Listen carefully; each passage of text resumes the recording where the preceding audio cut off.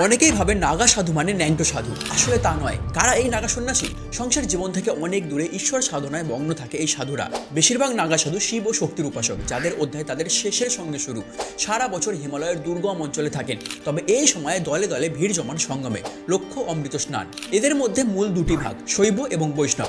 জৈন দিগম্বর সাধুরাও এই নাগা সন্ন্যাসীদের রীতিনীতি অনুসরণ করেন। এই নাগাদের আদি হলেন গুরু শঙ্করাচার্য। তিনি নাগাদের প্রথম দীক্ষা দিয়েছিলেন বলে ধরা হয়। সেই সুদূর ত্রেতা যুগে নাগাদের উল্লেখ মেলে। এরা কঠোরভাবে ব্রহ্মচার্য পালন করে, সঙ্গে থাকে আরও নানান সাধনা। বছরের পর বছর ধরে তপশ্চর্যায় অতিবাহিত করেন এরা। এই বিশ্বে জন্ম মৃত্যুর এই যে অন্তহীন চক্র, তা থেকে পাকাপাকিভাবে মুক্তির লক্ষ্যে এত কঠোর সাধনা করেন নাগারা।